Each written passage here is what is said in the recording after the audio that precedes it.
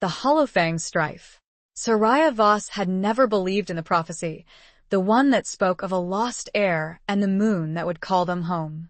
But when she set foot in Black Hollow, the truth awoke. The sky darkened, the stars flickered out, and on the night of the full moon, she woke to find a man standing in the doorway, his silver eyes gleaming in the candlelight.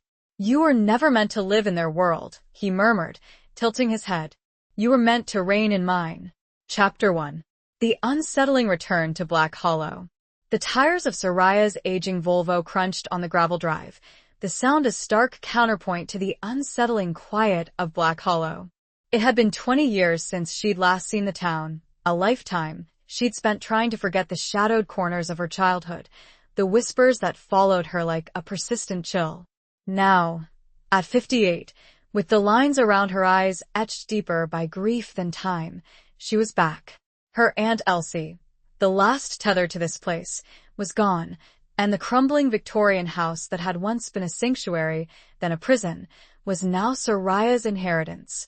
The air itself felt different here, heavy with the scent of pine and damp earth, a fragrance that stirred something primal and uneasy within her. Black Hollow nestled in a valley cradled by ancient mountains, their peaks perpetually shrouded in mist. It was a place where the sun seemed to struggle to penetrate, leaving the town perpetually draped in a twilight gloom. Even in the midday sun, shadows stretched long and distorted, clinging to the edges of the narrow, winding streets. Soraya parked the car before the house, its once vibrant paint now peeling like sunburned skin. The porch sagged, the windows stared out like vacant eyes, and a thick layer of dust coated everything. It was a physical manifestation of the neglect that had settled over her own heart since her husband, Thomas, had passed 2 years ago. A wave of exhaustion, both physical and emotional, washed over her. She'd driven for hours, fueled by stale coffee and the grim determination to face this unwanted legacy. She retrieved the key from the worn leather pouch Elsie had mailed her a week before her death, a heavy, ornate thing, blackened with age. It felt cold and strangely alive in her hand. As she inserted it into the lock, a raven, perched on the gnarled branch of an ancient oak, let out a harsh caw, the sound echoing through the stillness like a warning. Soraya shivered, but not from the cold. It was a deeper chill, a premonition that settled in her bones. The door creaked open with a mournful groan, revealing a hallway choked with shadows. Dust motes danced in the faint light that filtered through the grimy windows, illuminating cobwebs that draped like macabre tapestries. The air inside was thick with the scent of decay and old secrets, a musty perfume that clung to the heavy velvet curtains and the faded floral wallpaper. Soraya stepped inside, her footsteps echoing eerily in the silence. The house felt watched. Not hostile, exactly, but expectant, as if it had been holding its breath, waiting for her return. She ran a hand along the dusty banister of the grand staircase, its polished wood surprisingly smooth beneath her fingers. Memories, long suppressed, flickered at the edges of her consciousness. Elsie's warm laughter echoing through these halls, the scent of cinnamon and apples baking in the enormous kitchen, the hushed whispers of stories told late at night, stories that Soraya had dismissed as fanciful tales. She moved through the house, room by room, each one a repository of forgotten moments.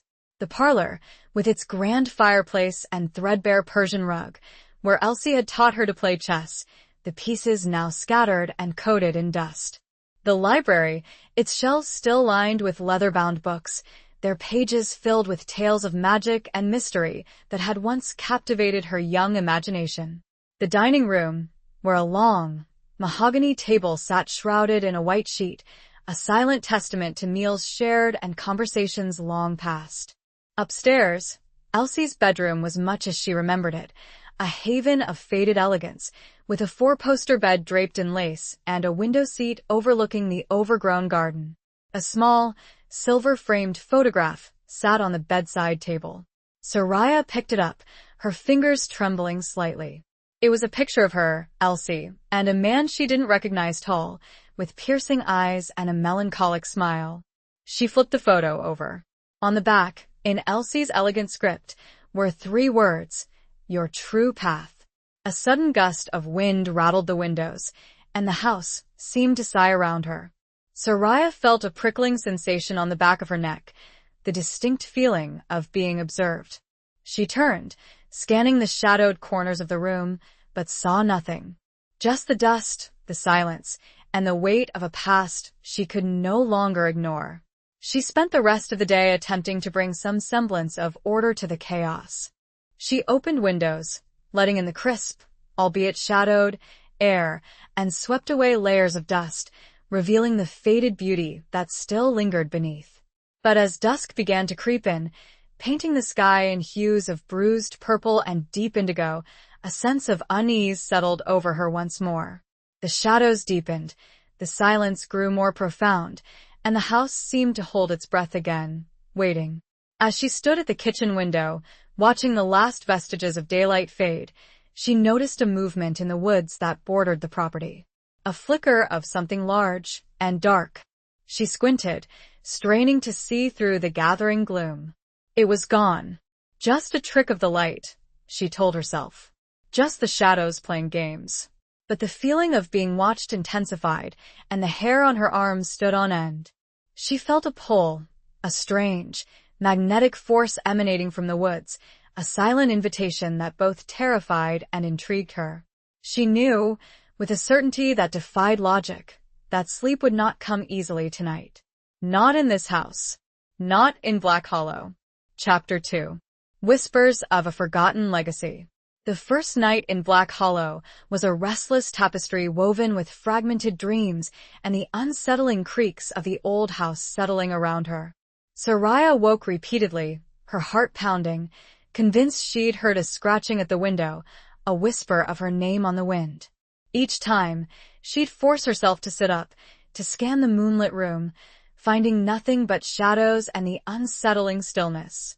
Sleep, when it finally came, was shallow and filled with images of swirling mists, silver eyes, and a voice that echoed through the chambers of her heart, a voice she couldn't quite place. She woke to a sky overcast with heavy, gray clouds, the air thick with the promise of rain. The house felt colder, more oppressive than the day before.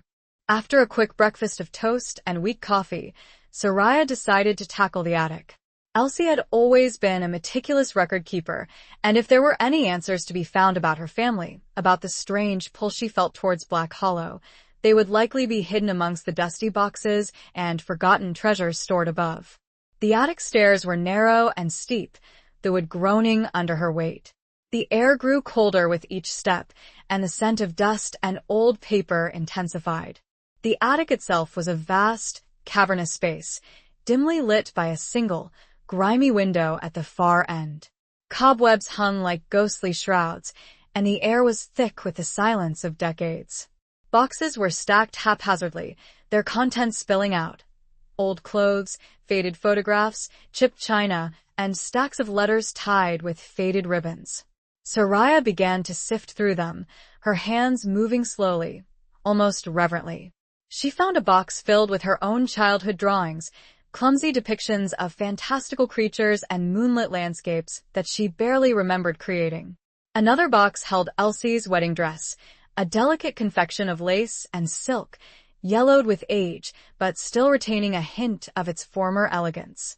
Then, tucked away in a far corner, she found a wooden chest, its lid intricately carved with images of wolves and crescent moons. It was locked, but the key, attached to a thin silver chain, lay nestled inside a small, velvet pouch tucked within the chest's lining. The key felt strangely warm in her hand, as if it held a spark of latent energy. With trembling fingers, she inserted the key into the lock. It turned with a soft click, and the lid of the chest creaked open, releasing a wave of scent-dried lavender, rosemary, and something else, something wilder, more primal, that sent a shiver down her spine. Inside the chest were journals, bound in leather and filled with Elsie's elegant handwriting. There were also several ancient-looking books, their pages brittle and yellowed, their titles written in a language Soraya didn't recognize. And at the very bottom, nestled in a bed of faded velvet, lay a silver ring, intricately carved with a wolf's head, its eyes gleaming with tiny, embedded moonstones. Soraya picked up the ring, its cold metal sending a jolt of energy through her. As she slipped it onto her finger, a wave of dizziness washed over her, and the room seemed to spin. Images flashed through her mind. A woman running through a moonlit forest, a man with silver eyes reaching out to her, a chorus of voices chanting in an ancient tongue. She gasped, pulling the ring off and dropping it back into the chest as if it had burned her. The dizziness subsided, but the images lingered, vivid and unsettling. She picked up one of the journals, her hands shaking. The first entry was dated over 70 years ago, the day Elsie arrived in Black Hollow. As Soraya began to read, the world outside the attic window faded away. Elsie's words painted a vivid picture of a town steeped in ancient secrets, a place where the veil between the human world and the supernatural was thin, almost non-existent. She wrote of werewolves, of ancient pacts, of a lineage of women blessed or cursed with a connection to the moon.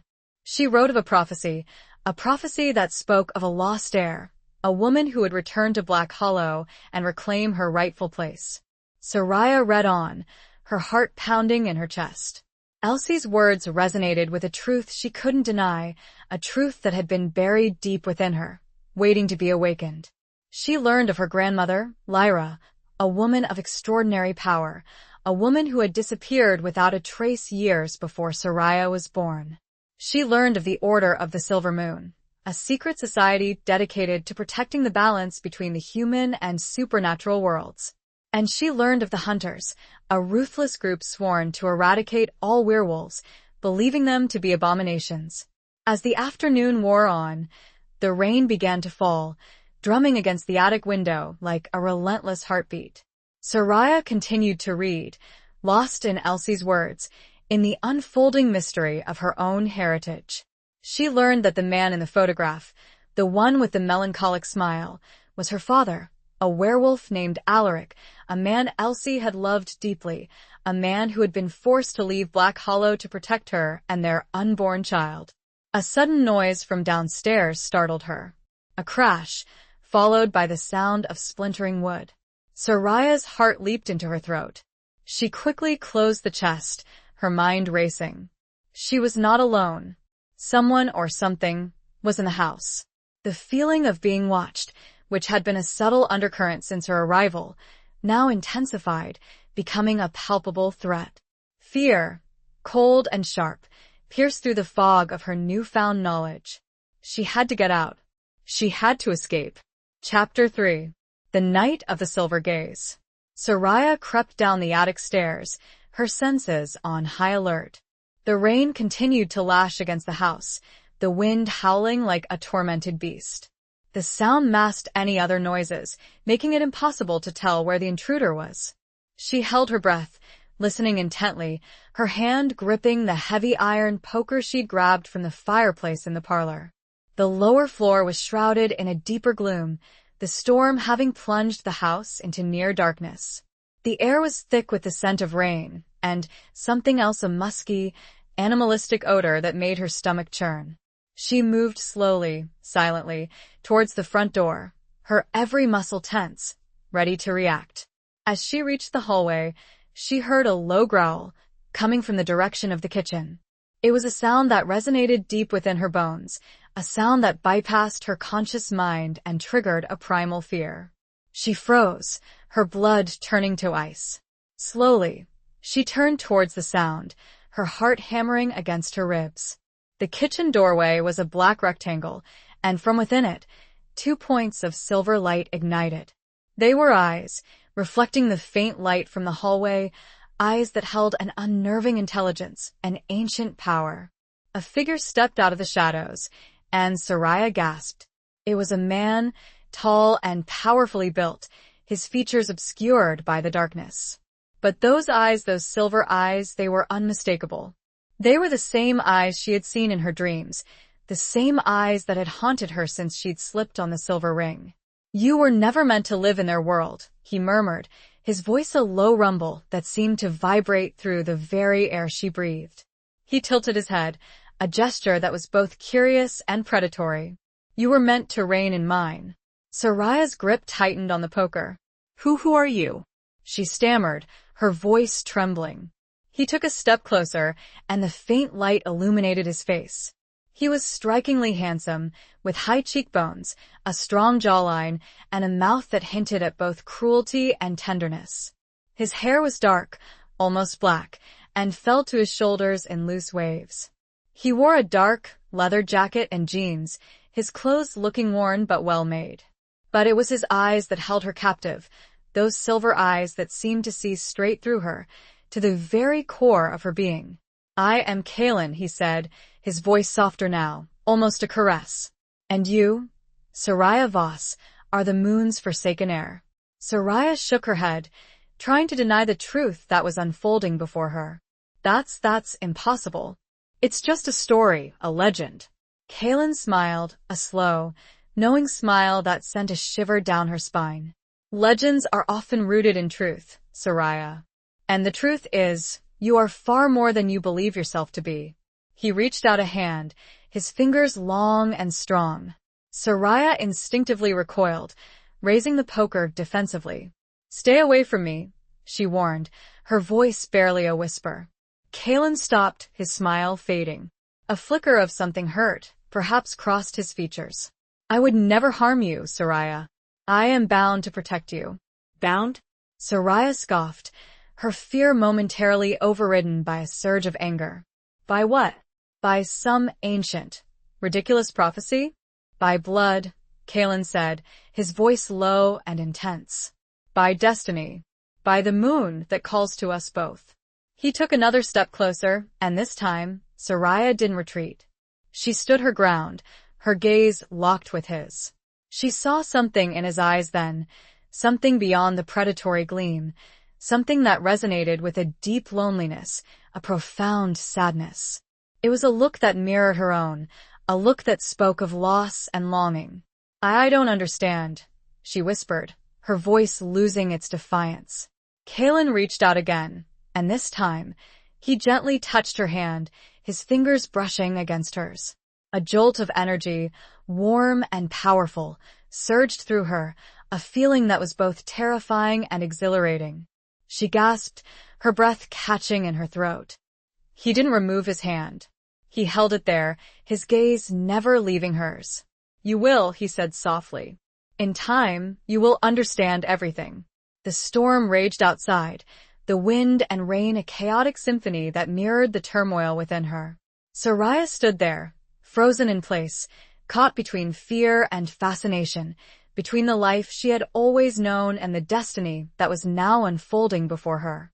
She knew, with a certainty that defied logic, that her life had changed irrevocably in that moment, that she had stepped across a threshold into a world she had never imagined, a world where werewolves were real, where prophecies came true, and where a man with silver eyes held the key to her past, her present, and her future. The poker slipped from nerveless fingers, clattering unnoticed on the wooden floor. Chapter 4. Echoes of a Prophecy Foretold. The touch lingered, Kalen's hand warm and strong against hers, a tangible connection that sent a current of energy humming through her veins. It was a sensation both alien and familiar, unsettling and strangely comforting. Soraya found herself unable to break the gaze, the silver depths of his eyes holding her captive, drawing her into a world of ancient mysteries and untold power. Come with me, he said, his voice a low, persuasive murmur that seemed to bypass her conscious mind and speak directly to her soul. Let me show you who you truly are. Doubt warred with a burgeoning sense of inevitability. The rational part of her mind screamed at her to run, to escape this madness and return to the safety of the life she knew. But another part, a deeper, more primal instinct, urged her to trust, to surrender to the pull of this enigmatic man and the destiny he represented. Why should I trust you? She asked, her voice still trembling, but with a newfound thread of defiance woven within it. You broke into my house. She couldn't bring herself to say the word that Elsie's journals had revealed, the word that now hung in the air between them like a tangible presence. Werewolf. Kalen's expression softened, a hint of sadness flickering in his eyes. I had to see you, Soraya, to ensure you were safe. The hunters, they know you're here. The word hunters sent a chill down her spine, echoing the chilling account she'd read in Elsie's journals. A ruthless organization, dedicated to the extermination of werewolves. The very real threat, the danger he implied, solidified the reality of her situation. This wasn't a dream, a fantasy. It was her life now. How do they know? They've been watching Black Hollow for years, waiting for a sign, for the return of the heir, Kalen explained, his voice laced with urgency. Your arrival, it triggered something. A shift in the balance. They feel it. He released her hand, and Soraya felt a pang of loss, a surprising sense of disconnection. He stepped back, giving her space, but his gaze remained intense, unwavering. The prophecy, he continued, speaks of a woman born under a blood moon, a woman with the blood of the Alpha line, a woman who would possess the power to unite the packs and restore balance to the world. That woman is you, Soraya. Soraya shook her head, overwhelmed by the weight of his words. I'm just Soraya, a widow, a retired librarian. I'm not a leader. I don't have any power. Kalen smiled, a slow, knowing smile that sent a shiver of anticipation through her. You have more power than you realize, Soraya. It lies dormant within you, waiting to be awakened. The moon, she will guide you. She will show you the way. He gestured towards the window, where the storm was beginning to subside, the clouds parting to reveal a sliver of the full moon, its silvery light casting an ethereal glow over the room. Tonight is the night of the Luna's blessing, he said, his voice dropping to a reverent whisper. A night of power, a night of transformation. It is time for you to embrace your destiny, Soraya. To claim your birthright. Soraya looked at the moon, its light seeming to call to her, to resonate with something deep within her soul. She felt a pull, a magnetic force, drawing her towards it, towards Kalen, towards the unknown. Fear still lingered, but it was now mingled with a growing sense of excitement, of anticipation. She was on the precipice of something profound, something life-altering. She could choose to turn back, to retreat into the familiar comfort of her old life. Or she could take a leap of faith, to embrace the unknown, to discover the truth about herself and the world she had unknowingly inherited. She took a deep breath, the scent of pine and wolfsbane filling her lungs, grounding her, connecting her to this place, to this moment. She looked at Kalen, at the hope and the challenge in his silver eyes. Show me, she said, her voice barely a whisper, but filled with a newfound resolve.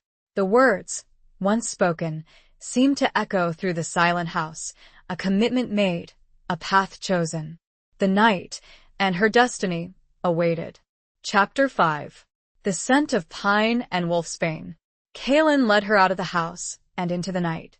The storm had passed, leaving the air clean and crisp, washed with the scent of wet earth and pine. The full moon, now unobscured by clouds, bathed the landscape in a silvery glow, transforming the familiar surroundings of Black Hollow into an ethereal, almost otherworldly realm. They walked in silence for a while, Kalen's presence a comforting reassurance beside her. He moved with a grace and power that was both captivating and slightly intimidating, his footsteps barely disturbing the fallen leaves that carpeted the forest floor. Soraya found herself studying him, observing the way the moonlight played on his features, the way his dark hair framed his face, the way his muscles moved beneath his worn leather jacket. He was undeniably beautiful, in a wild, untamed way, a creature of the night, perfectly at home in this shadowed landscape. As they walked deeper into the woods, the trees grew taller, their branches intertwining overhead, forming a dense canopy that filtered the moonlight, creating a mosaic of light and shadow. The air grew colder, and the scent of pine intensified, mingled with another, more pungent odor, wolfsbane. Soraya remembered Elsie's journals, her descriptions of the plant's protective properties against werewolves, a paradox considering Kalen's nature. Why does it not affect you? She asked, her voice breaking the silence, a thread of curiosity weaving through her lingering apprehension. Kalen glanced at her, a hint of amusement in his silver eyes. We have learned to tolerate it, to a degree, he explained. It is a deterrent, not a poison, to those who control their shift. It is the uncontrolled, the rogue wolves, who are most vulnerable to its effects. He stopped, turning to face her, his gaze intense. You will learn to control it too, Soraya. The shift. The power that flows within you. The word shift sent a shiver down her spine. The idea of transforming, of becoming something other than human, was both terrifying and strangely exhilarating. She had read about it in Elsie's journals, the descriptions of the pain, the ecstasy, the merging of human and wolf. I don't know if I can, she confessed, her voice barely a whisper. Kalen reached out and gently cupped her cheek, his touch sending a jolt of warmth through her.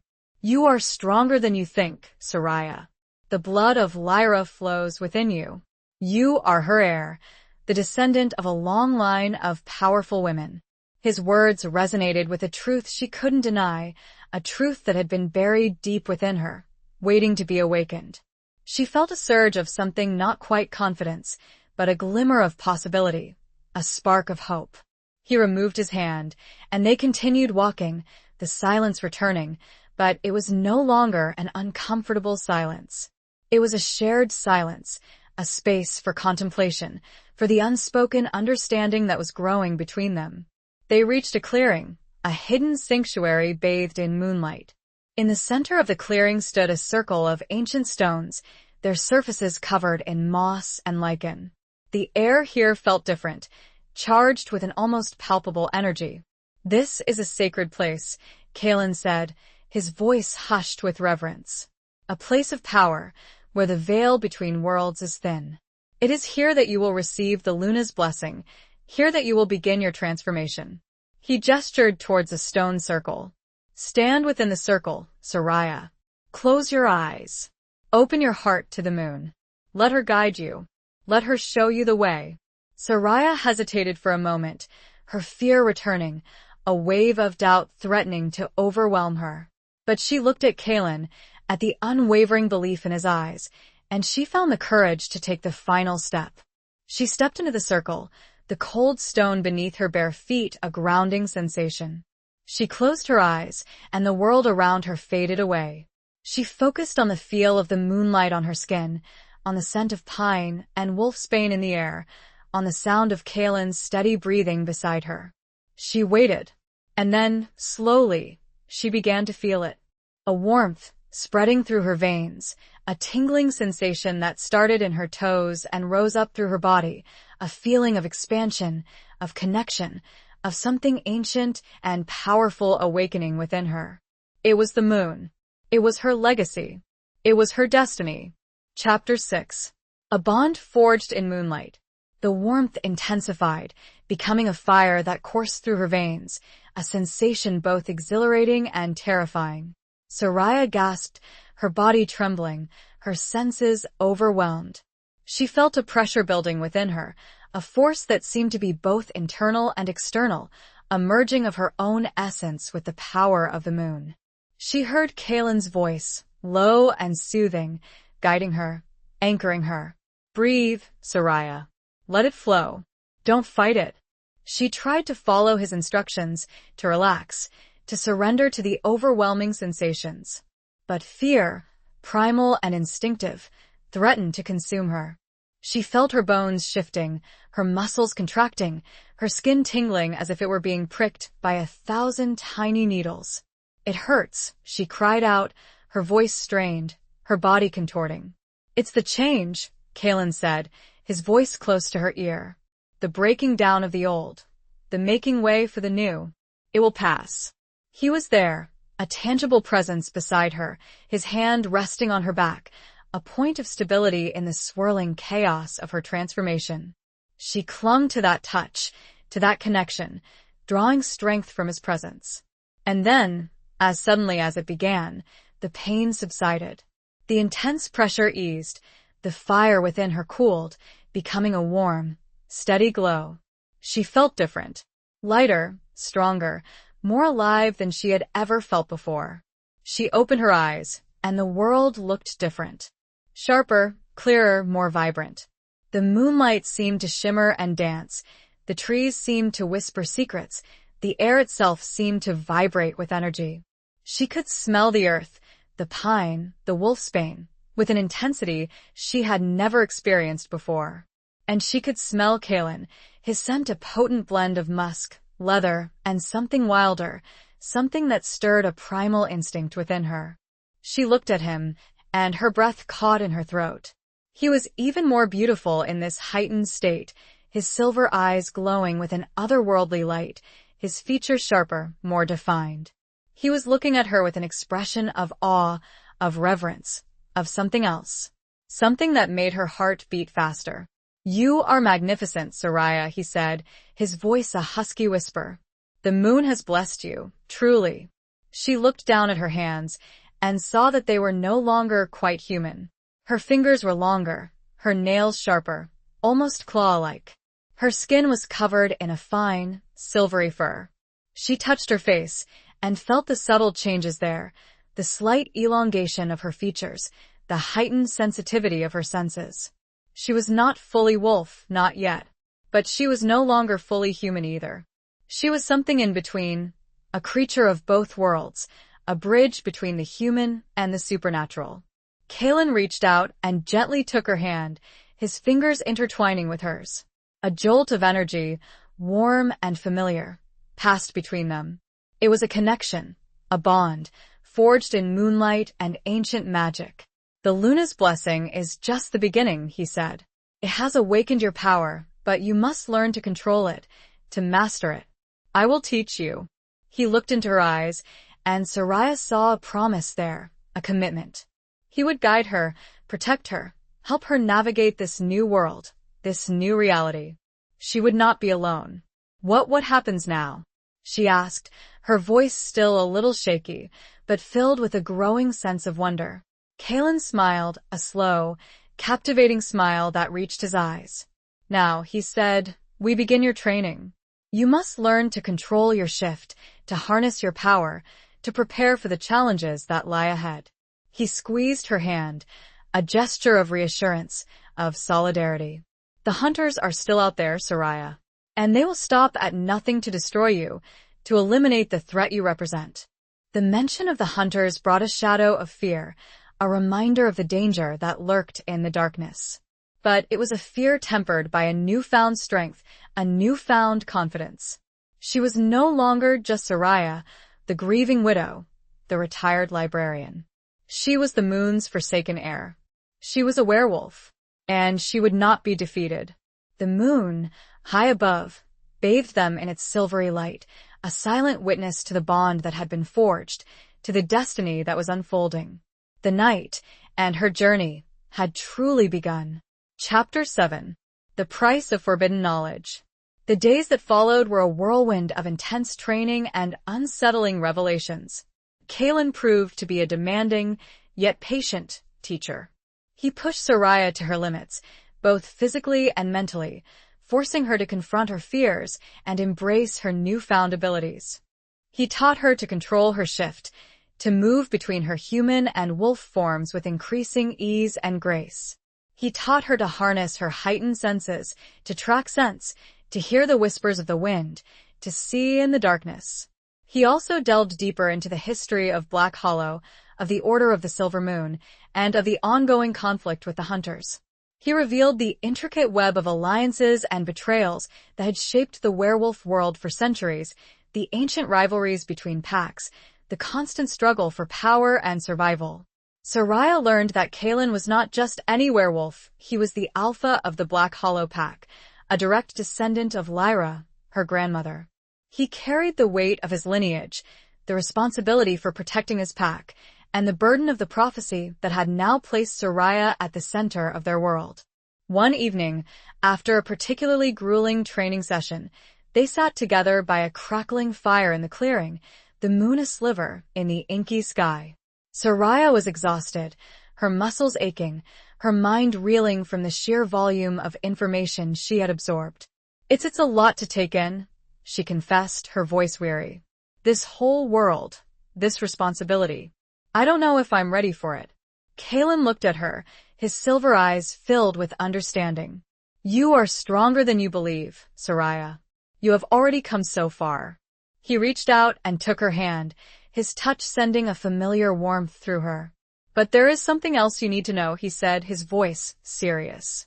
Something about your father, Alaric. Soraya's heart skipped a beat.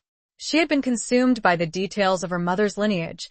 She hadn't thought to delve more into the mystery man in Elsie's photo. What is it? Kalen hesitated, a shadow of pain crossing his features. He didn't just leave to protect you and Elsie. He was banished. Banished? Soraya repeated, stunned. By whom? Why? By the Council of Elders, Kalen explained. They believed he was too dangerous, too unpredictable. He had a darkness within him, a rage that he struggled to control. He looked away, his gaze fixed on the flickering flames. He fell in love with a human, with Elsie. That was forbidden. And when he refused to renounce her, when he refused to abandon you, they cast him out. Soraya felt a surge of anger, a fierce protectiveness towards the father she had never known. That's not fair. He loved her. He loved me. Love is not always enough, Soraya, Kalen said softly. Sometimes it is a weakness, a vulnerability that can be exploited. He turned back to her, his eyes filled with a deep sadness. Alaric, he was hunted. By the hunters and by some within our own kind. He was forced to live in the shadows, always on the run, always in danger. Soraya felt tears welling up in her eyes. Is he still alive? Kalen's silence was her answer. He didn't need to say the words. She knew. Her father was gone. Another victim of the endless conflict, of the prejudice and hatred that had poisoned the werewolf world for centuries. I'm sorry, Soraya, Kalen said, his voice filled with genuine sorrow. I know this is difficult to hear. Soraya wiped away her tears, her grief mingled with a growing sense of determination. She would not let her father's sacrifice be in vain. She would fight for the peace he had never known, for the acceptance he had been denied. Tell me everything, she said, her voice firm. Tell me about the Council of Elders, about the hunters, about everything I need to know to fulfill this prophecy. Kalen nodded, respecting her resolve. The night was long, and the story he unfolded was one of intrigue, betrayal, and sacrifice. He revealed secrets that had been hidden for generations, truths that would challenge everything Soraya thought she knew about herself, about her family, and about the world she had inherited.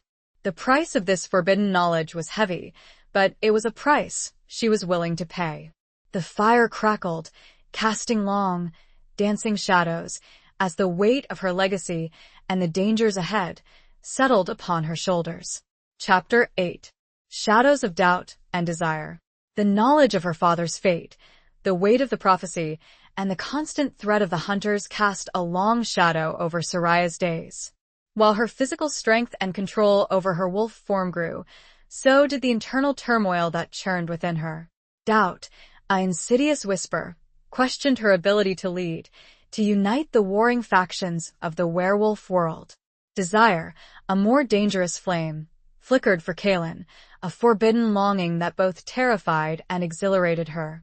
Their training sessions became a crucible, a space where both her physical and emotional limits were tested.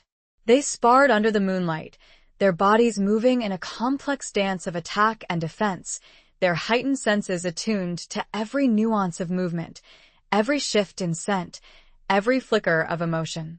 Soraya found herself increasingly drawn to Kalen, not just as a mentor, but as a man. She admired his strength, his resilience, his unwavering commitment to his pack. She was captivated by his beauty, by the wildness that lurked beneath his controlled exterior, by the vulnerability she glimpsed in his silver eyes. But she knew that her feelings were dangerous, forbidden. He was her alpha, her protector, her teacher. She was the moon's forsaken heir, destined for a role far greater than a simple romantic entanglement.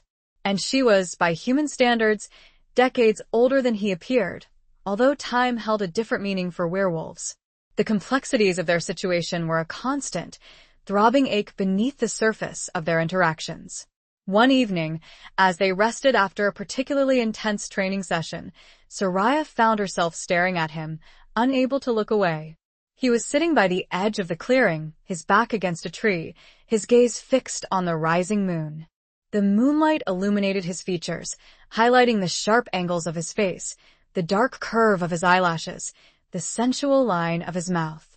He turned, catching her gaze, and a flicker of something desire, perhaps crossed his features. Soraya's heart skipped a beat, and she felt a blush creeping up her neck. "What is it, Soraya?" he asked, his voice low and husky. She looked away, unable to hold his gaze, her cheeks burning. "Nothing," she mumbled, feeling foolish and exposed. He stood up and walked towards her, his movements fluid and graceful. He stopped in front of her, his presence filling her senses. He reached out and gently touched her chin, tilting her face up so that she was forced to meet his eyes. "Don't," he said softly. "Don't hide from me, Soraya." His touch sent a shiver of electricity through her, and she found herself unable to speak, unable to breathe.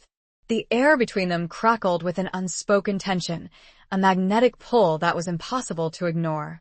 This is wrong," she whispered, her voice trembling. "We can't we?" he asked, his voice a low murmur that seemed to vibrate through her very being. He leaned closer, his breath warm on her face, his scent musk, leather, and wolf filling her senses. She closed her eyes, her heart pounding in her chest, her body betraying her resolve. He didn't kiss her. He simply held her gaze, his silver eyes searching hers, questioning, probing, understanding. The moment stretched, an eternity of unspoken longing, of forbidden desire. Then he stepped back, breaking the spell. The air rushed back into her lungs, and she felt a pang of disappointment, a sharp ache of loss. "We have a duty, Soraya," he said, his voice tight with restraint. "A responsibility. We cannot allow our feelings to jeopardize that." He was right, of course. She knew it. But knowing it didn't make it any easier. The shadows of doubt and desire continued to dance around them, a constant reminder of the complexities of their relationship, of the forbidden path that lay before them. The weight of their responsibilities and the undeniable attraction that simmered between them created a tension that was both exquisite and agonizing. Chapter 9. The Hunter's Moon and Hidden Fears. The full moon, known as the Hunter's Moon in the werewolf lore, approached, casting an uneasy pall over Black Hollow.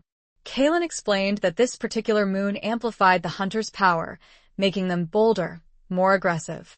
It was a time of heightened danger for all werewolves, especially for Soraya, the prophesied heir, their primary target. Preparations were made. The pack patrolled the borders of their territory with increased vigilance.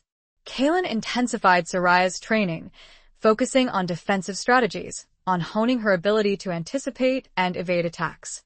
He also began to teach her about the ancient magic that flowed through her bloodline, the power of the moon to heal, to protect, to command.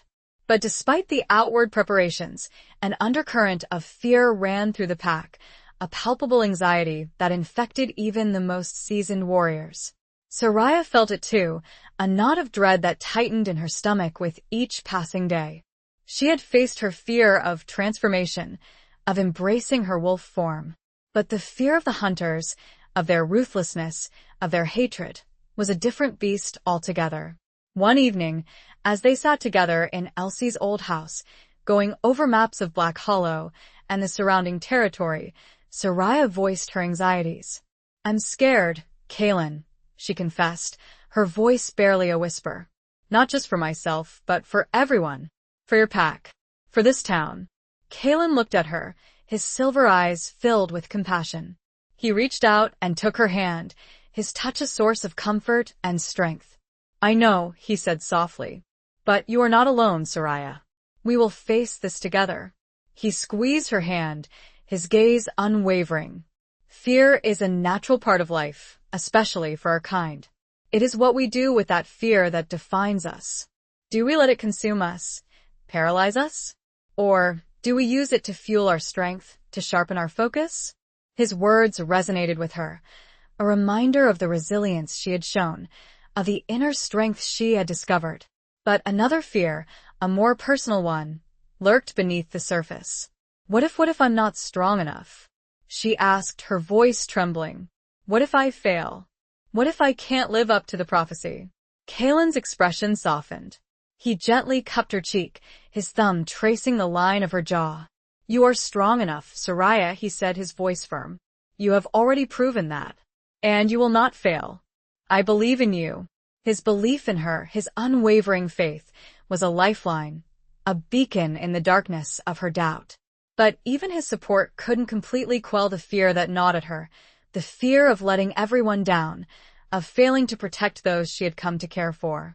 The night of the hunter's moon arrived, a night of ominous beauty. The moon hung large and luminous in the sky, casting an eerie, silver glow over the landscape. The air was thick with tension, with the scent of pine and wolfsbane, and with something else, a metallic tang that Soraya recognized from her training, the scent of the hunter's weapons. Kalen had insisted that Soraya stay within the protected boundaries of the pack's territory, but she refused. She would not hide while others risked their lives to protect her. She would stand with them, fight with them, face whatever came.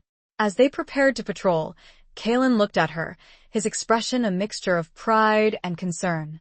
Be careful, Soraya, he said, his voice low and urgent. Trust your instincts. And remember, you're not alone. He leaned in and pressed a quick, fierce kiss to her forehead, a gesture that was both a blessing and a farewell. The touch sent a jolt of electricity through her, a surge of adrenaline that sharpened her senses, steeled her resolve. The night was filled with shadows and whispers, with a constant threat of danger lurking just beyond the edge of the moonlight. Soraya patrolled alongside Kalen and the other members of the pack, her senses on high alert, her heart pounding in her chest. The hidden fears remained, but they were now tempered by a fierce determination, a resolve to fight, to protect, to survive. The hunter's moon had arrived, and the battle had begun. Chapter 10. Scars of the Past, Seeds of the Future. The night of the hunter's moon was a harrowing ordeal. The pack clashed with a small group of hunters, a fierce and brutal encounter that left several werewolves injured, though thankfully, none fatally. Soraya fought alongside Kalen, her newly honed skills and instincts proving surprisingly effective. She discovered a strength within herself she hadn't known existed, a ferocity fueled by adrenaline, and a fierce protectiveness towards her newfound pack. The battle, though brief, left its mark. Soraya sustained a deep gash on her arm, a wound that Kalen insisted on tending to personally. As he cleaned and bandaged the injury, their hands brushed, their gazes met, and the unspoken tension between them crackled in the air, heightened by the shared danger, by the raw vulnerability of the moment. You were reckless, he said, his voice low and gruff, his concern evident beneath his stern tone. You could have been killed. Soraya met his gaze, her own unwavering. I had to fight, Kalen. I couldn't just stand by and watch. He sighed, his expression softening. I know, but you're still learning, Soraya. You need to be more careful. He finished bandaging her arm, his touch lingering a moment longer than necessary. He looked up at her, his silver eyes searching hers. This scar, he said, tracing the line of the bandage with his finger. It will be a reminder of your courage, of your strength, of your commitment.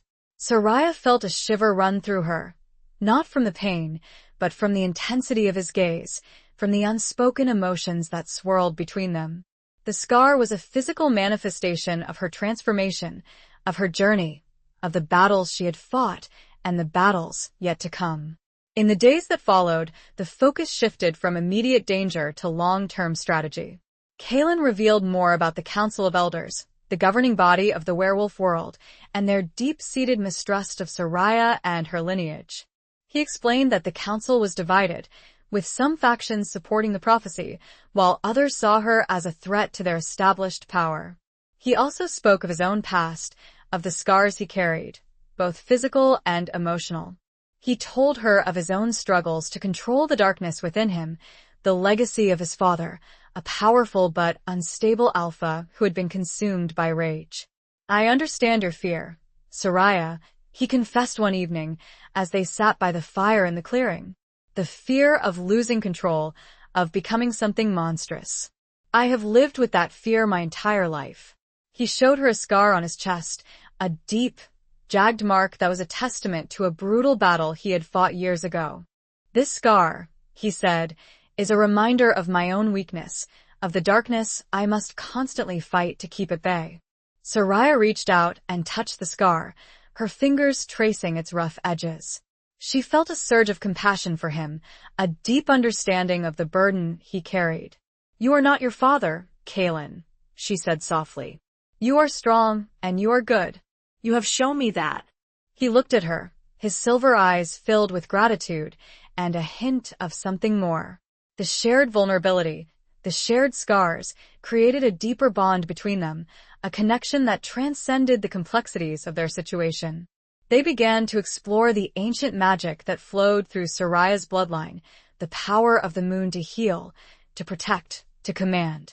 Kaylin guided her, teaching her ancient chants, showing her how to draw energy from the earth and the moon, how to channel that energy into spells and rituals. Soraya discovered a natural affinity for healing magic, a gift that resonated with her compassionate nature. She practiced diligently, learning to mend wounds, to soothe pain, to restore balance. She saw this power not as a weapon, but as a tool for peace, a way to heal the divisions that plagued the werewolf world. The scars of the past, both her own and Kaylin's, became a source of strength, a foundation for the future they were building together. They were seeds, planted in the fertile ground of their shared experiences, seeds that would blossom into something new, something powerful, something hopeful. The future was uncertain, the challenges remained, but they were no longer alone. They had each other, and they had the strength of their bond, forged in moonlight and tempered by fire. Chapter 11. The Gathering Storm Within. As Soraya delved deeper into her magical training, she began to experience unsettling side effects. Vivid, disturbing dreams plagued her sleep, visions of violence and destruction, of a shadowy figure that seemed to be both familiar and terrifying. Her emotions became volatile, swinging between extremes of elation and despair, of fierce protectiveness and overwhelming fear. Kaylin noticed the changes, his concern growing with each passing day.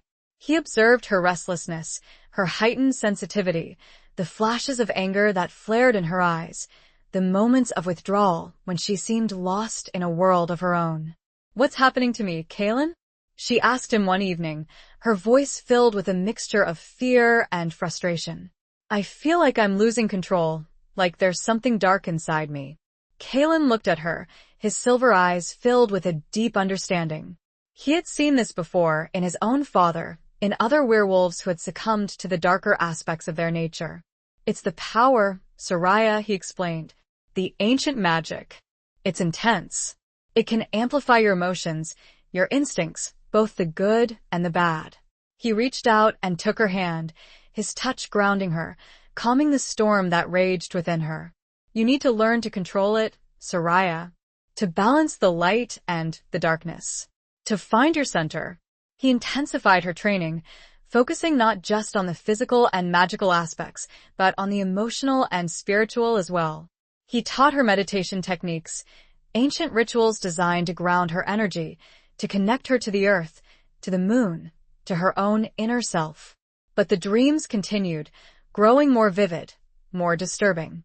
The shadowy figure began to take shape, revealing glimpses of a face that was both Alaric's and not Alaric's, a twisted, distorted version of her father, consumed by rage and hatred. One night, she woke screaming, her body drenched in sweat, her heart pounding in her chest. Kaylin was there instantly, holding her, soothing her, his presence a calming anchor in the storm of her terror. "It was him," she sobbed, clinging to him. "My father. But he was different. He was evil." Kaylin held her tight, his arms a protective shield against the darkness that threatened to consume her. "It's just a dream, Soraya," he said, his voice low and soothing. "It's not real." But he knew it was more than just a dream. It was a manifestation of her fears, of her doubts, of the darkness that lurked within her own bloodline, the legacy of Alaric's unstable nature. He realized that he needed to tell her the whole truth, the truth about her father's past, the truth about the darkness that had consumed him. It was a risk, a gamble. The knowledge could push her further into the abyss, or it could be the key to her salvation. He waited until the following morning, when the sun was shining, when the shadows of the night had receded. He took her to a secluded spot by a rushing stream, a place where the sound of the water could soothe her troubled spirit. "There's something more you need to know about your father, Soraya," he said, his voice serious. "Something that Elsie never told you." He told her the full story of Alaric's descent into darkness, of his involvement with a rogue faction of werewolves who sought to overthrow the Council of Elders and establish a new world order, one based on violence and domination. He told her of Alaric's betrayal, of his eventual rejection of the rogue faction, of his desperate attempt to redeem himself. Soraya listened in stunned silence, her heart breaking for the father she had never known, for the man who had been torn between love and duty, between light and darkness. The gathering storm within her intensified, a maelstrom of grief, anger, and a terrifying sense of recognition. The darkness she had glimpsed in her dreams, the rage she had felt, was not just a figment of her imagination. It was a part of her, a legacy she had inherited, a battle she would have to fight. Chapter 12. A Dance of Deception and Truth. The revelation of Alaric's past, while painful, ultimately served as a catalyst for Soraya.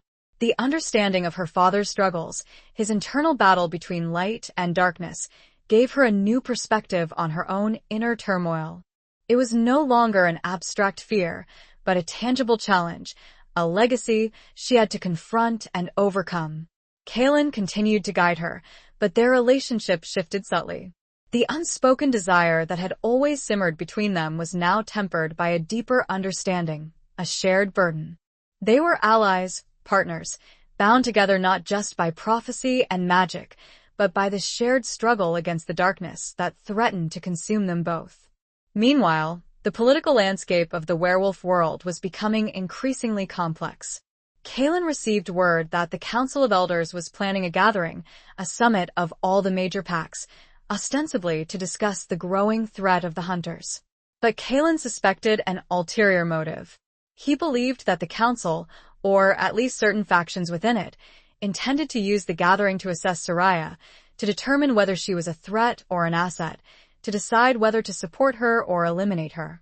He decided that Soraya must attend the gathering, that she must face the council and demonstrate her strength, her commitment to peace, her ability to unite the warring factions. It was a risky strategy, a dangerous gamble, but it was the only way to secure her position, to fulfill the prophecy. "They will be watching you, Soraya," Kaelin warned her. "Testing you. Trying to provoke you. You must remain calm, controlled. You must show them that you are not your father, that you are a force for good, not destruction." Soraya prepared diligently, honing her magical skills, practicing her diplomatic speeches, learning the intricate protocols of the council. But she also knew that her greatest weapon would be her own authenticity, her own unwavering belief in the possibility of peace, her own determination to heal the divisions that plagued the werewolf world. The gathering was held in a hidden valley, deep in the heart of the Appalachian Mountains. Representatives from dozens of packs arrived, their numbers a testament to the gravity of the situation. The atmosphere was tense, charged with suspicion and mistrust. Soraya, dressed in a simple but elegant gown of deep forest green, stood beside Kaelin, her presence drawing the attention of everyone present. She could feel their eyes on her, assessing her, judging her, searching for any sign of weakness, any hint of the darkness that had consumed her father. The council members, a group of ancient and powerful werewolves, sat on a raised platform, their faces impassive, their eyes filled with a chilling calculation. They questioned her, probed her, challenged her, trying to break her composure, to expose her vulnerabilities. But Soraya held her ground. She spoke with eloquence and passion, with a sincerity that resonated with many of the werewolves present. She spoke of her vision for a united werewolf world, a world where packs could coexist peacefully, where the ancient hatreds could be healed, where the constant threat of the hunters could be eradicated. She also demonstrated her magical abilities, showcasing her healing powers, her control over the elements, her connection to the moon. She did not boast, nor did she threaten. She simply showed them who she was, what she was capable of, what she stood for. But not everyone was convinced. A faction within the council, led by a powerful and ambitious alpha named Mocker, remained openly hostile, challenging her authority, questioning her motives, accusing her of harboring the same darkness that had consumed her father. Mocker was a formidable opponent, a master manipulator, a skilled warrior. He saw Soraya as a threat to his own ambitions, and he was determined to destroy her. He launched a series of verbal attacks, subtle insinuations, veiled threats, designed to undermine her credibility, to sow seeds of doubt among the other packs. It was a dance of deception and truth, a battle of wills, a test of Soraya's strength and resolve. She had to navigate the treacherous currents of werewolf politics, to expose Mocker's lies, to win over the undecided factions, to prove that she was the leader the prophecy had foretold. The gathering and her future hung in the balance. Chapter 13. The Unveiling of Ancient Secrets. The tension in the gathering reached a fever pitch.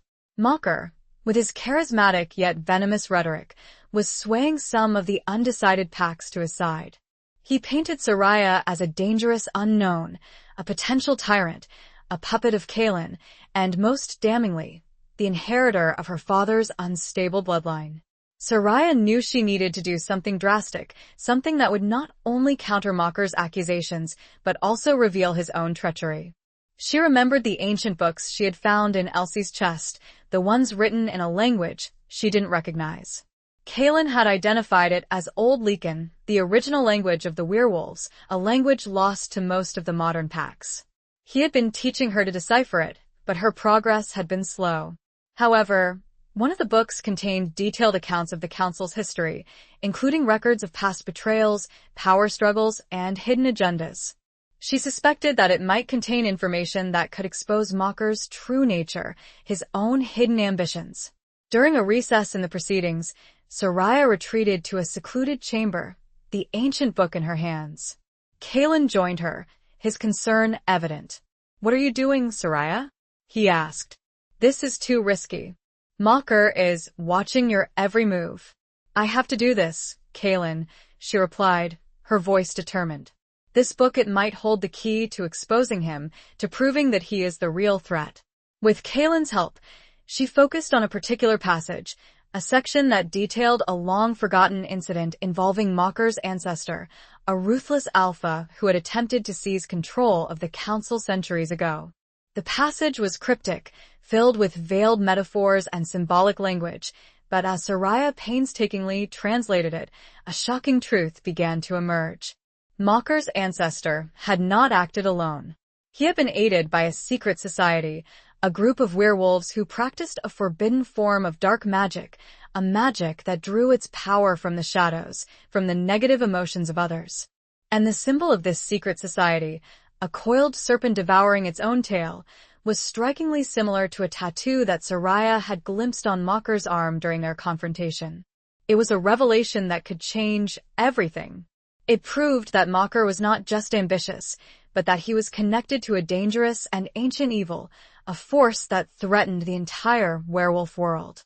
Soraya knew she had to present this evidence to the Council, but she also knew that Mocker would not hesitate to silence her, to destroy the book, to eliminate any threat to his power. "We need to be careful, Soraya," Kaelin warned. "Mocker is powerful, and he has allies. We need to present this information in a way that cannot be dismissed, that cannot be twisted to his advantage." They devised a plan. Soraya would use her own magic, the power of the moon, to project the ancient text onto a large screen of shimmering moonlight, making it visible to everyone present. She would translate the passage in real time, revealing the truth about Mocker's ancestor and his connection to the secret society. As Soraya stepped back onto the platform, the ancient book in her hands, The atmosphere in the gathering was thick with anticipation. Mocker watched her with a smug expression, confident in his ability to manipulate the council to discredit her. But as Soraya began to speak, as the moonlight shimmered and the ancient text appeared, his expression changed. His smugness turned to shock, then to fear, then to rage. The truth was unveiled, layer by layer, revealing the dark secrets of his lineage, his connection to the forbidden magic, his own treacherous ambitions. The other packs, initially swayed by his rhetoric, now saw him for what he truly was, a dangerous deceiver, a threat to their very existence. The coiled serpent, projected onto the screen of moonlight, was undeniable proof. It was a symbol that resonated with the ancient fears of the werewolves, a symbol of darkness and destruction. The unveiling of ancient secrets had shifted the balance of power, exposing the true villain and uniting the packs against a common enemy. Chapter 14. The Weight of a Crown Unworn. The revelation of Mocker's treachery sent shockwaves through the gathering. The packs, united by the shared threat, turned against him, their loyalty shifting decisively to Soraya. Mocker, his carefully constructed facade shattered, was exposed as a liar and a manipulator, his ambitions thwarted, his power base crumbling. He attempted to defend himself, to deny the accusations, but his words rang hollow. The evidence was irrefutable, the ancient text, projected onto the screen of moonlight, a damning testament to his duplicity. He tried to rally his supporters, but they had deserted him, their fear of the ancient evil he represented outweighing their loyalty. In a desperate attempt to regain control, Mocker unleashed his own magic, a dark, twisted energy that filled the valley with an oppressive aura. He attacked Soraya, his rage fueled by his humiliation, his ambition thwarted. But Soraya was ready. She met his attack with her own power, the power of the moon, a pure, radiant energy that clashed with his darkness, creating a spectacular display of light and shadow. She was no longer the hesitant, uncertain woman who had first arrived in Black Hollow. She was the moon's forsaken heir, a powerful werewolf, a leader, a protector. Kalen and the other alphas joined the fight, their combined strength overwhelming Mocker's. He was defeated, subdued, his power stripped away. The council, now united in their condemnation, banished him, stripping him of his rank, his territory, his very name. The gathering, which had begun with suspicion and mistrust, ended with a tentative sense of unity. The packs, shaken by the near disaster, recognized the need for cooperation, for a strong leader who could guide them through the turbulent times ahead. They turned to Soraya, their eyes filled with a mixture of hope and expectation. They saw in her not just the fulfillment of the prophecy, but a leader who had proven her strength, her courage, her commitment to peace. The council, humbled by their own nearsightedness, formally acknowledged Soraya as the moon's forsaken heir, the rightful leader of the werewolf world. They offered her the crown, a symbolic representation of her authority, a circlet of silver, adorned with moonstones that shimmered with an otherworldly light. But Soraya hesitated. She looked at the crown, at the weight of responsibility it represented, at the challenges that lay ahead. She felt the burden of her lineage, the legacy of her father, the expectations of the packs. I don't know if I'm ready, she confessed, her voice barely a whisper.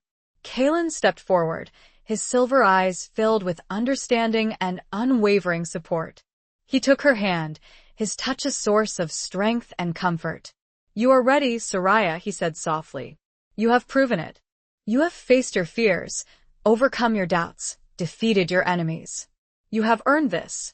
He gestured towards the assembled packs, their faces turned towards her, their hope reflected in their eyes. They need you, Soraya. The werewolf world needs you. You are the one who can unite them, who can lead them to a better future. Soraya looked at the faces of the werewolves, at their trust, their belief in her. She felt a surge of responsibility, of determination, of love for these people, for this world she had come to call her own. She took a deep breath, her heart filled with a mixture of trepidation and resolve. She reached out and took the crown, its cold metal sending a jolt of energy through her. She did not place it on her head. Instead, she held it aloft, a symbol of her commitment, of her promise to lead with wisdom, with compassion, with strength. "I will not wear this crown," she declared, her voice strong and clear, resonating through the valley. "Not yet. I will earn it. I will work with you, fight with you, to build a better future, a future where werewolves can live in peace, where the ancient hatreds are healed, where the threat of the hunters is eradicated." Her words were met with a roar of approval, a unified cry of allegiance. The weight of the crown unworn was heavy, but it was a weight she was now willing to bear. She was the moon's forsaken heir, and her reign had begun. Chapter 15. Betrayal Beneath a Blood Moon. The weeks following the gathering were a period of intense activity.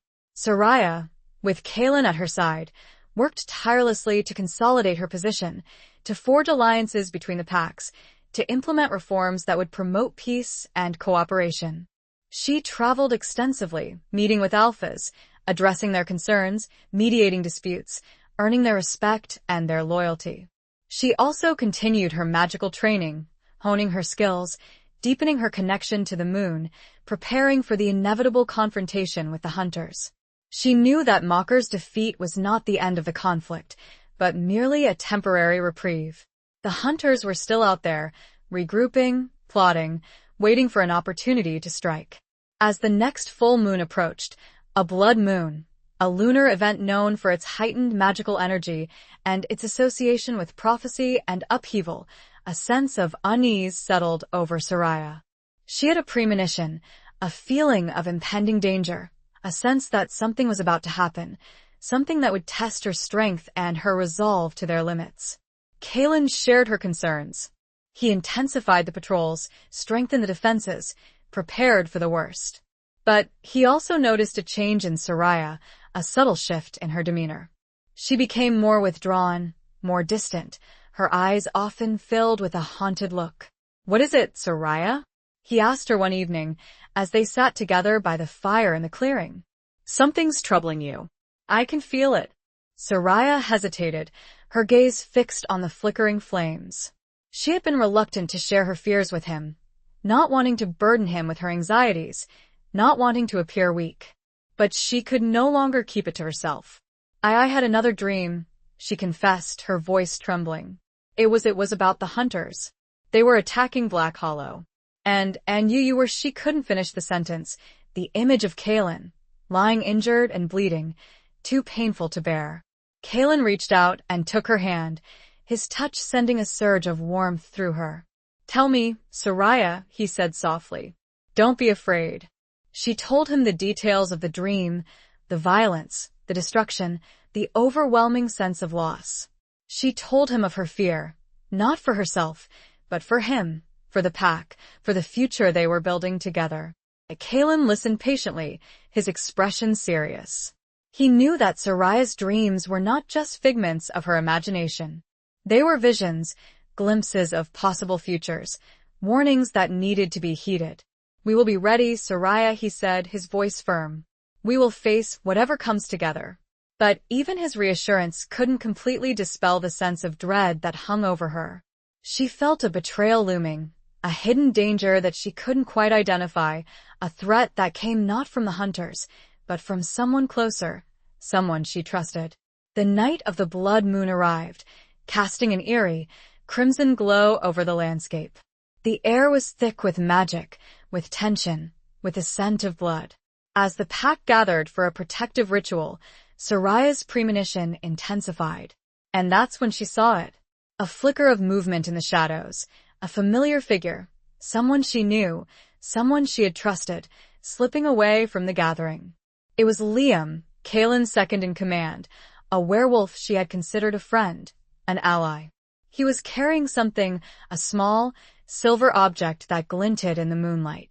It was a hunter's weapon, a blade coated in wolfsbane. The reality hit Soraya. He met Soraya's gaze across the fire. A chill of recognition and betrayal. A slow, cruel smile spread across Liam's face. Chapter 16. The Trial of Lost Souls.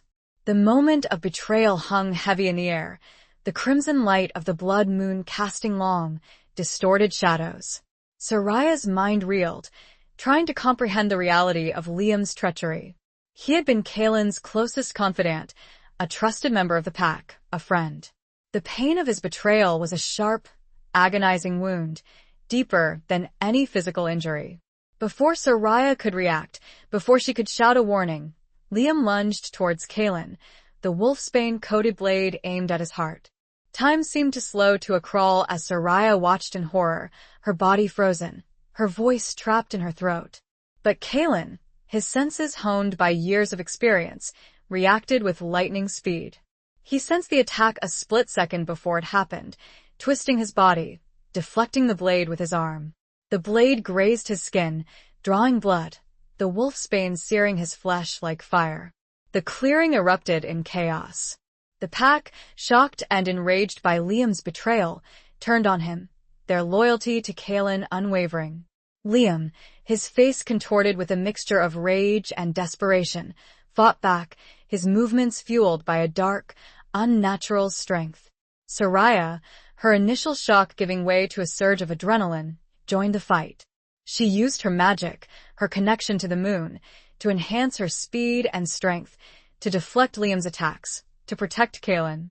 The battle was fierce and brutal, a whirlwind of claws, teeth, and magic.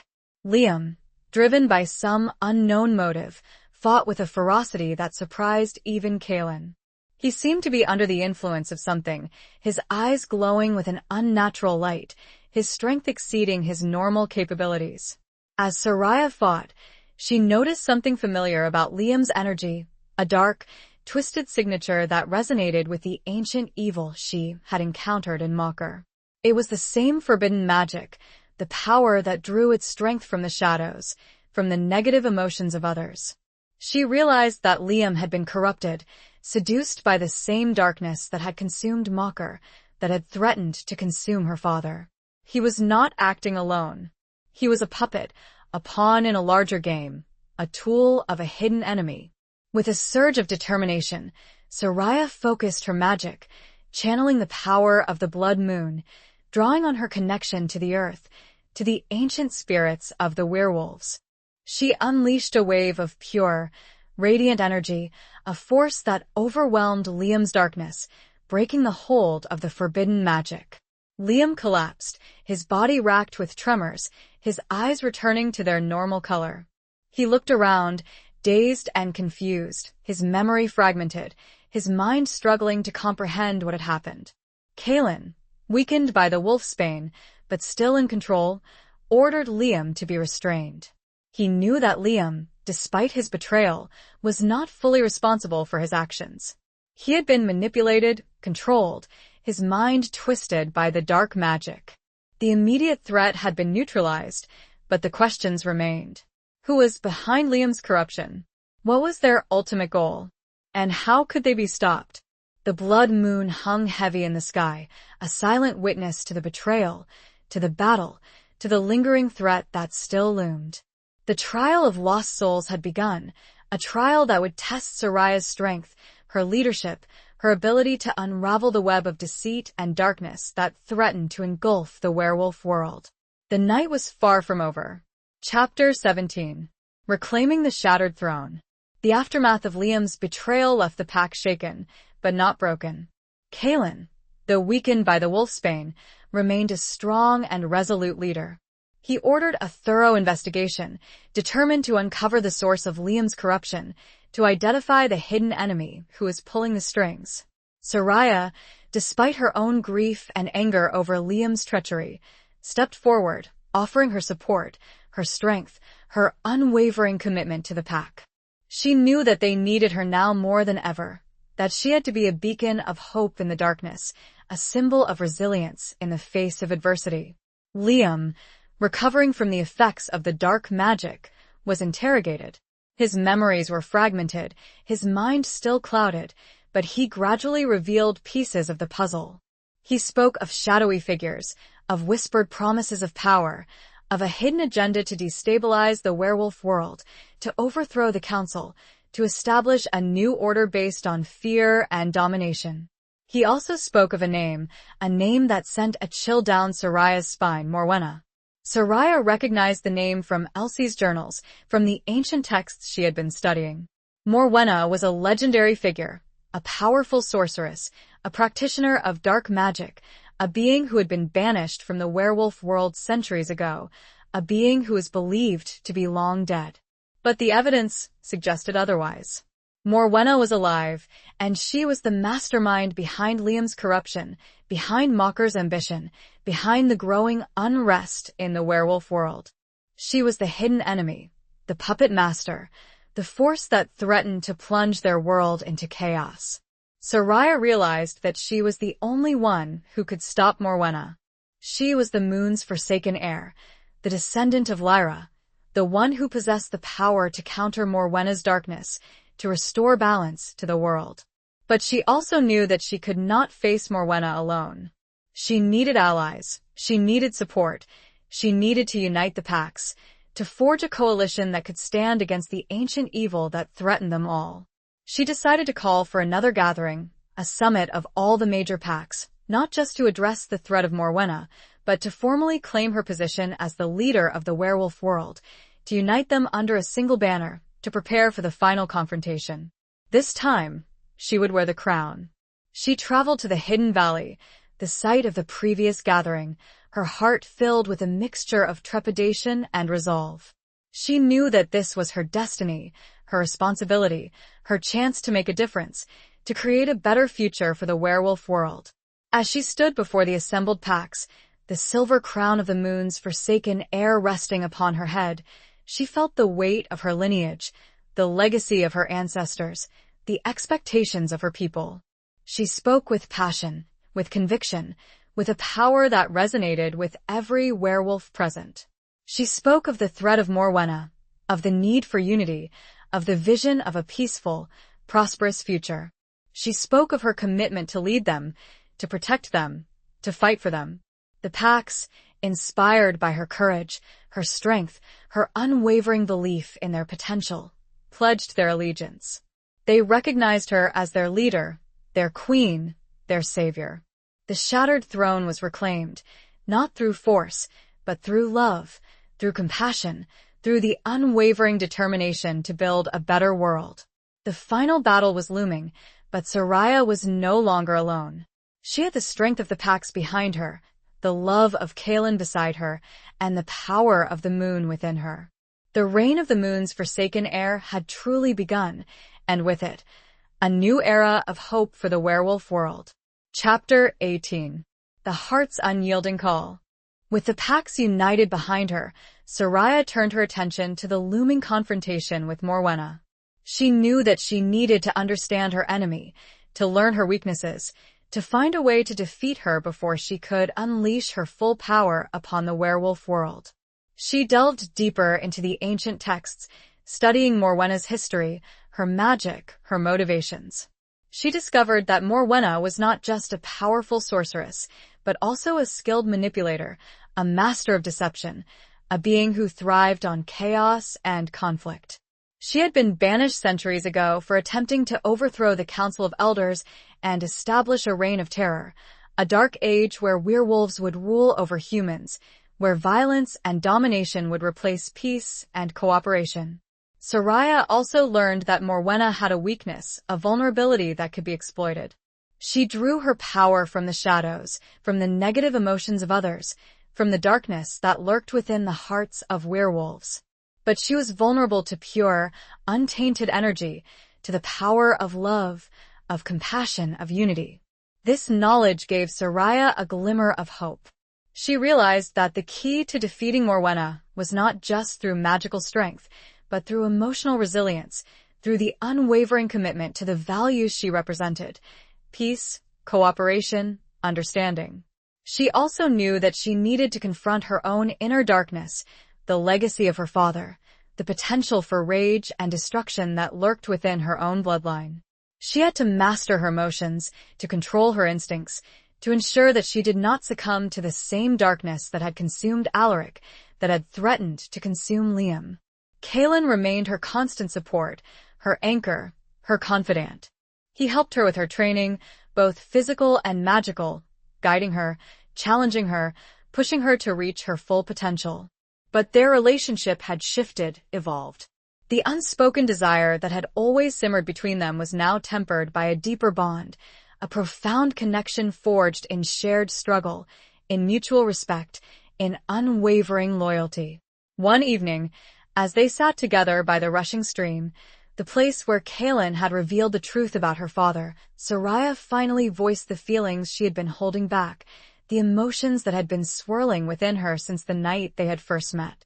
"Kaylin," she said, her voice soft, her gaze fixed on the flowing water. "I care for you. Deeply.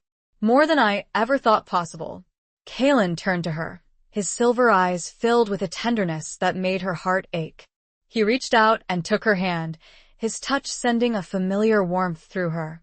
"And I care for you, Soraya," he said, his voice husky with emotion. "More than words can express." He leaned closer, his breath warm on her face, his scent musk, leather, and wolf filling her senses. He gently cupped her cheek, his thumb tracing the line of her jaw. "But we are different," she said, and a tear escaped. "I am older." Kaylin smiled softly, a hint of sadness in his eyes. "Time means little to our kind, Soraya, and age even less so. Do not torment yourself with foolish thoughts. My heart knows only you." He kissed her then, a kiss that was both passionate and tender, a kiss that sealed their bond, a kiss that transcended the complexities of their situation, the challenges that lay ahead. It was a kiss that spoke of love, of longing, of a future they would fight for, together. The heart's unyielding call, a call that had been silenced for so long, was finally answered. It was a call that would give them strength, that would fuel their determination, that would guide them through the darkness, towards the light. They still faced a formidable enemy, a battle that would test their courage and their love. Chapter 19. A love forged in fire and shadow. The kiss by the stream marked a turning point in Soraya and Kaylin's relationship. It was a declaration, a commitment, a forging of a bond that transcended the boundaries of their roles, the differences in their ages, the dangers that surrounded them.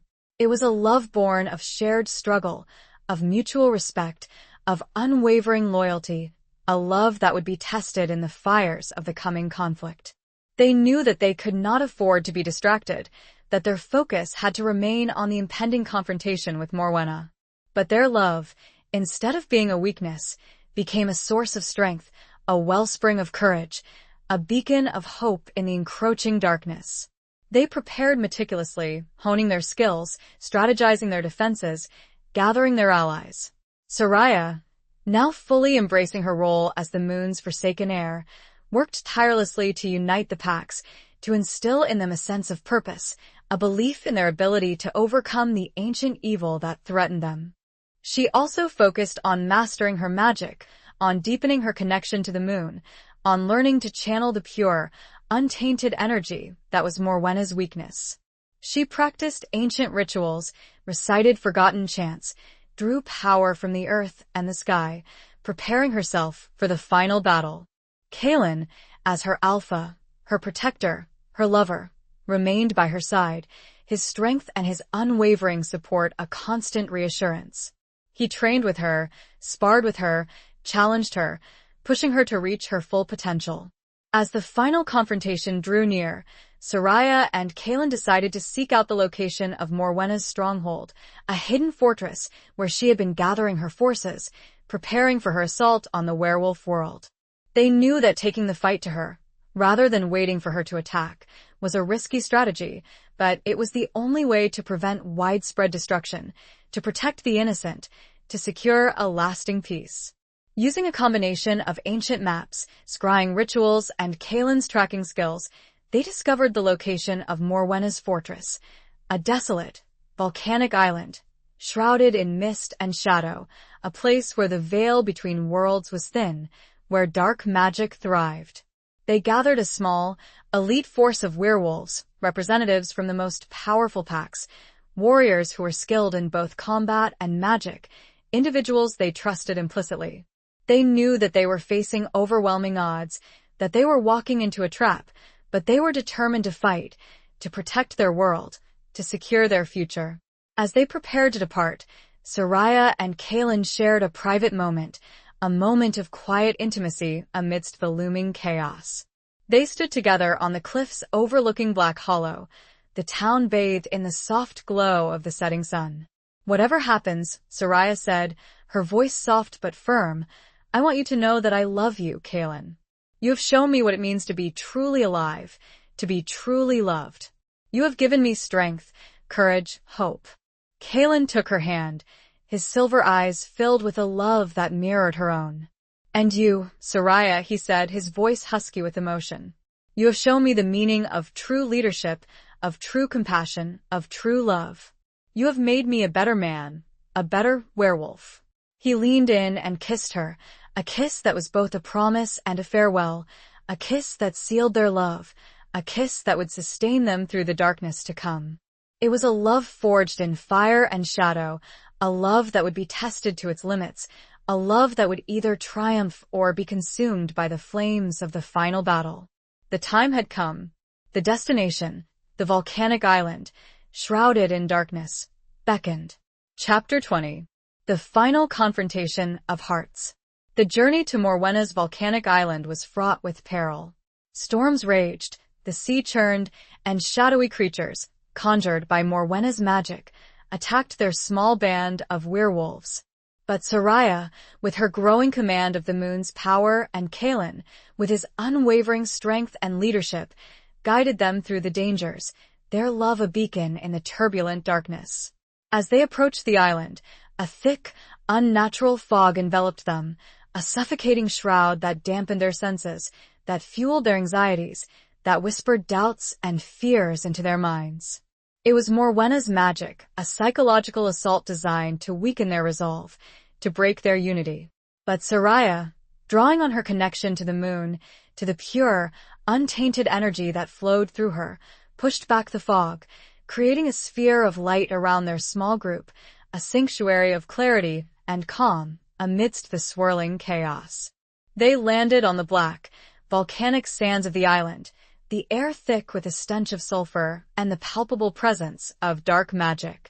The landscape was desolate, barren, a reflection of Morwenna's twisted soul. The fortress, a massive structure of obsidian and jagged rock, loomed before them, its silhouette a menacing presence against the blood-red sky.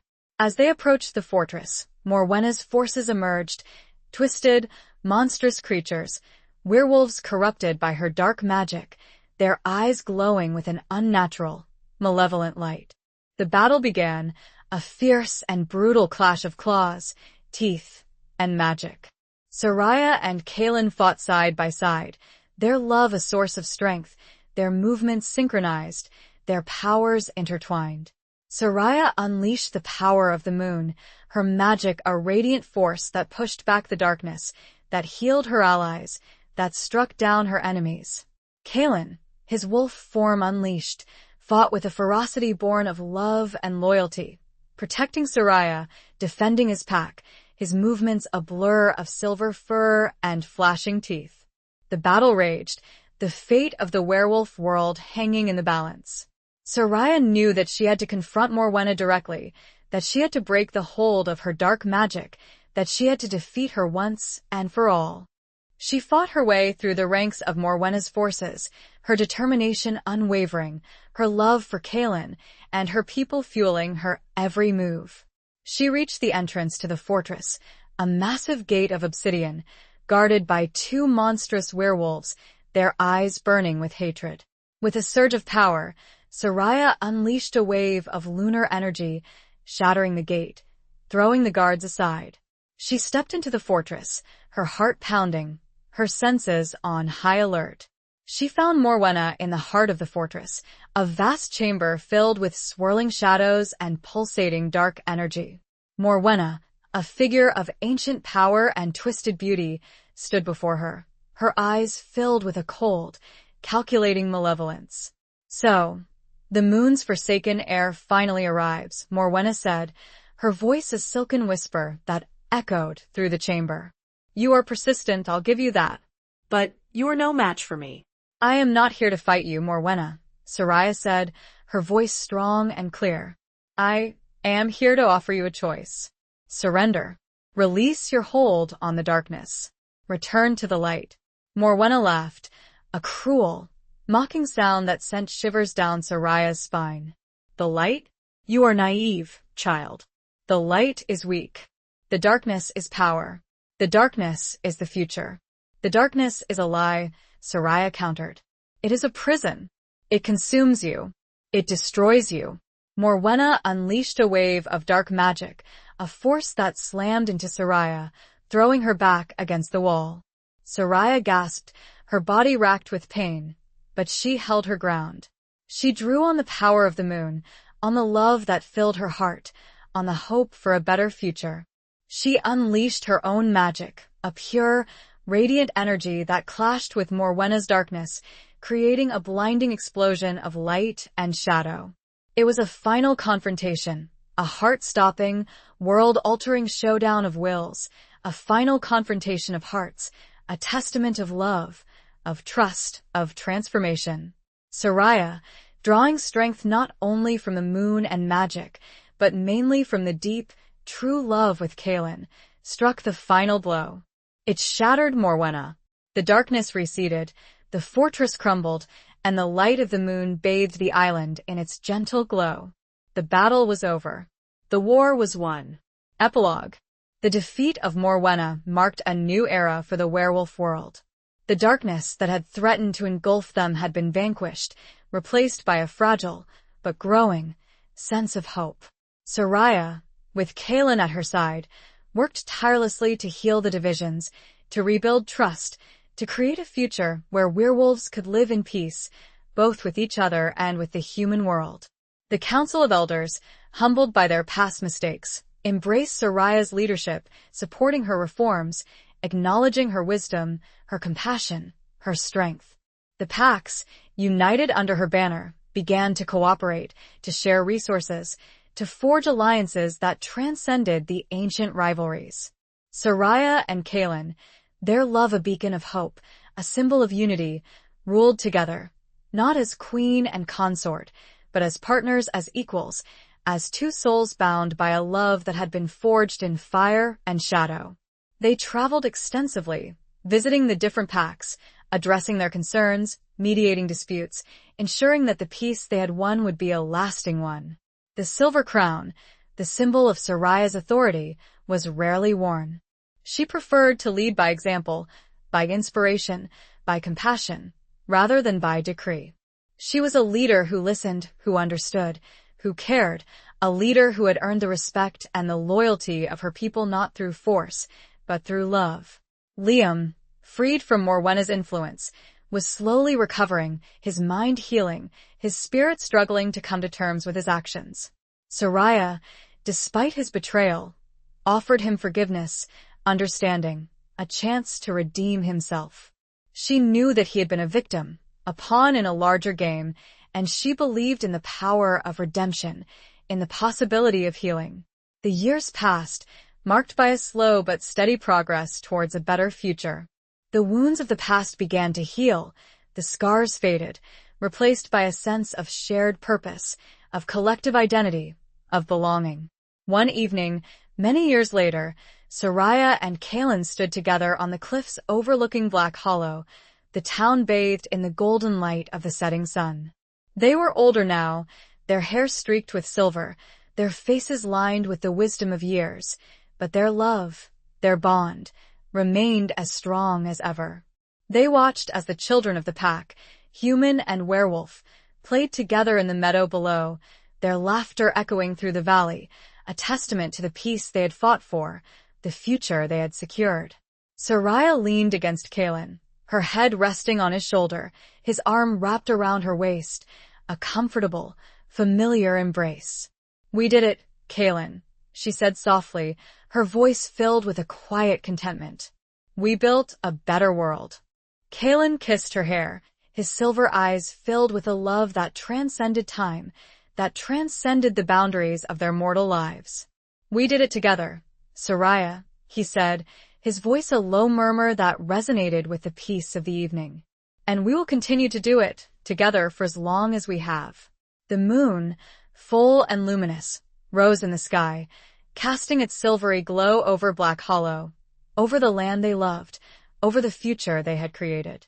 It was a future filled with hope, with peace, with love, a future that had been won through courage, through sacrifice, through the unwavering belief in the power of unity, in the power of the heart's unyielding call.